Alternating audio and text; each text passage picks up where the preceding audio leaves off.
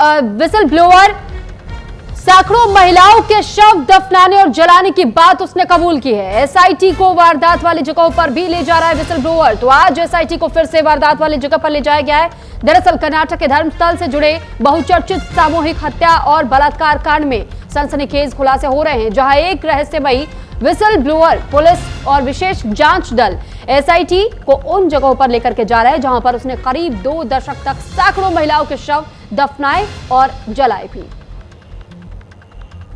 तो फिलहाल इस पूरे मामले को लेकर के अब खुद एक व्यक्ति जो विसल ब्लोअर के तौर पर सामने आया। विसल ब्लोअर उस व्यक्ति को कहा जाता है जब किसी भी मामले से जुड़ी हुई गुप्त तौर पर वो जानकारी किसी को देना चाहता है, और ऐसे में अब यही विसल ब्लोअर सामने आया है। और साथ ही बताया ये जा रहा है कि इसने खुद कबूल किया है कि उसने कई महिलाओं के साथ पहले तो जघन्य अपराध को अंजाम दिया, उसने उनके साथ दुष्कर्म किया और फिर उनको या तो मारकर उनके शव को दफना दिया या फिर उनके शव को जला दिया। हालांकि उसी सनसनीखेज जगह पर अपने साथ वो लेकर जाना चाह रहा है। तो सामूहिक हत्याकांड मामले को लेकर के विसल ब्लोअर का एक सनसनीखेज खुलासा सामने आया। सैकड़ों महिलाओं के शव दफनाने और जलाने की बात को उसने कबूल किया है और अब एसआईटी की टीम को उस जगह पर ले जाने के लिए भी उसने कहा है।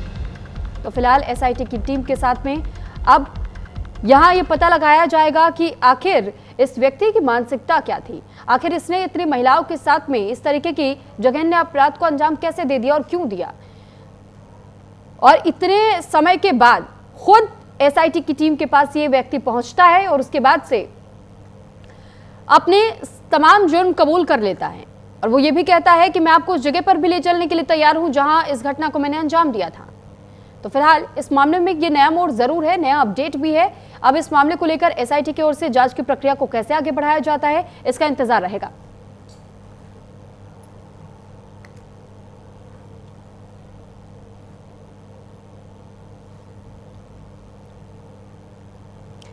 तो फिलहाल आपको मामला कर्नाटका का बता रहे हैं, जहां पर कर्नाटका में सामूहिक महिलाओं को जिस तरीके से मारा गया था। हालांकि इस मामले को धर्म से भी जोड़ करके देखा जा रहा था, लेकिन अब इस मामले में कितनी सच्चाई पूरी तफ्तीश होने के बाद ही स्पष्ट किया जाएगा। धर्मस्थल की मर्डर मिस्ट्री को लेकर के अब एक नया खुलासा हुआ है।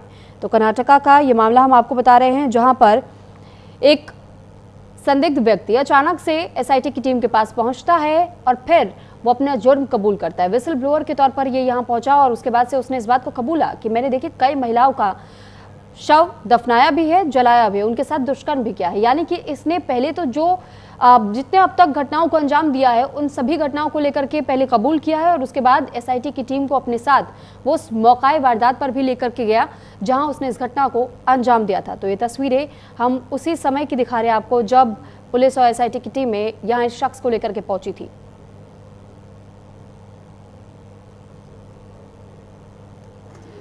इस पर अधिक जानकारी के साथ मिथिलेश नौटियाल हमारे साथ न्यूज रूम से जुड़ चुके हैं। मिथिलेश, आपसे जानकारी चाहेंगे कि आखिर कर्नाटका मामले में जो ये नया खुलासा हुआ है विसल ब्लोअर को लेकर के, अब तक कोई भी और नया अपडेट सामने आया हो कि इसने किस तरीके की जानकारियां साझा की हैं, क्या कुछ अब तक इस मामले में हुआ है? सबसे पहले मैं अपने दर्शकों को ये बताना चाहूँगा कि ये केस अपने आप में सिर्फ एक केस नहीं है, बल्कि एक रहस्यमयी एक कहानी है जिसे हम बहुत बड़ी मिस्ट्री कह सकते हैं, मर्डर मिस्ट्री कह सकते हैं। सैकड़ों महिलाओं का मर्डर होता है, फिर उनके साथ बलात्कार होता है और फिर उनको दफना लिया जाता है और वो एक शख्स करता है जो उन सभी महिलाओं की लाशों को अलग अलग जगहों पर दफनाता है। उसके बाद वो खुद पुलिस के पास जाता है, पुलिस को बताता है कि भाई मैंने इतनी महिलाओं को मारा है, मैंने उनको यहाँ दफनाया है या फिर इनकी लाशों को मैंने वहाँ जलाया है। इसके बाद पुलिस की टीम उसके साथ चलती है, एसआईटी की टीम, और वो विसल ब्लोअर ही जिसको आमतौर पर मास्क मैन कहा जा रहा है, क्योंकि वो हर जगह आपने हमारे दर्शक टीवी स्क्रीन पर भी देख सकते हैं किस तरह के कपड़े उसने पहने और किस तरह का मास्क उसने लगाया हुआ है।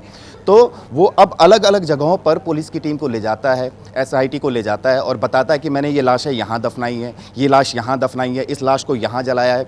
और आज जो छठी साइट पर एसआईटी की टीम पहुँची है तो वास्तव में जब उस जगह की खुदाई हुई तो वहाँ से कुछ कंकाल निकले हैं। तो उस विसल ब्लोअर का कहना है कि अभी ऐसी करीब 12 से 13 जगह हैं जहां पे उसने सैकड़ों महिलाओं की लाशों को जलाकर दफनाया है। हालांकि उसने ये बात नहीं कबूली है अभी तक कि उसने उन महिलाओं के साथ बलात्कार किया, यानी बलात्कार करने वाला कोई और है, हत्या करवाने वाला कोई और है और ये दफनाने वाला, इन लाशों को जलाने वाला कोई और है। यानी अपने आप में ये बहुत बड़ी मर्डर मिस्ट्री है। अगर क्राइम हिस्ट्री में देखें, अब तक इस तरह का क्राइम लगभग सुनने को नहीं मिला है। हाँ, निठारी हत्याकांड को देखें तो इसको उससे जोड़कर देखें अगर, तो ये उससे भी बड़ा केस नजर आ रहा है सुरभि।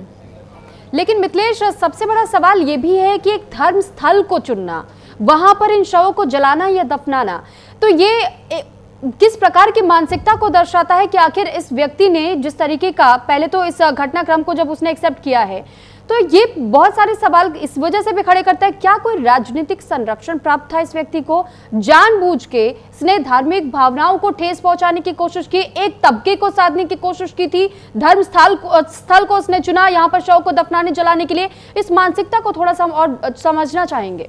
मैं अपने दर्शकों को यहाँ पे क्लियर बता दूं कि ये जो धर्मस्थल था, ये धर्मशाला में नाम का एक धर्मस्थल है कर्नाटका में ही, वो वहाँ पे सफाई कर्मचारी था, एक चपरासी का काम करता था। और उसने उस धर्मस्थल में महिलाओं को मारा नहीं है, उसने अलग अलग जगहों में, कर्नाटक में आप कोई भी अननोन प्लेस कह सकती है, वहाँ ले जाता है और वहाँ फिर उन महिला की लाश को जलाता है, उनको दफनाता है।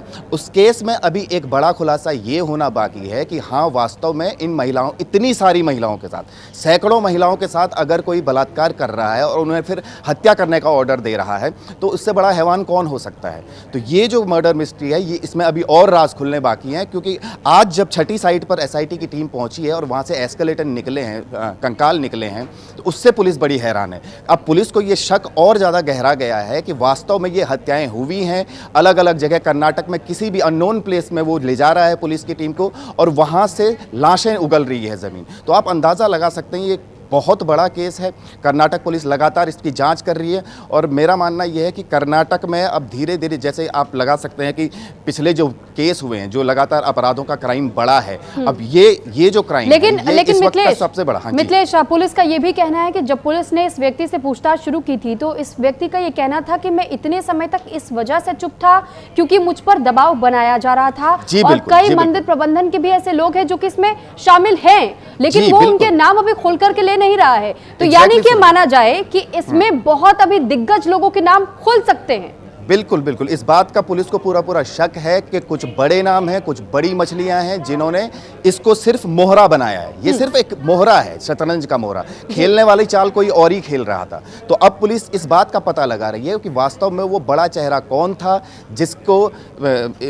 जिसने महिलाओं के साथ, इतनी महिलाओं के साथ बलात्कार किया। क्या वो सिर्फ एक था या कई और बड़े नाम इसमें शामिल हो सकते हैं? तो बड़े खुलासे की उम्मीद लगा सकते हैं सुरभि अभी हम फिलहाल। ठीक है मिथिलेश, बहुत धन्यवाद आपका तमाम जानकारी हम तक पहुंचाने के लिए।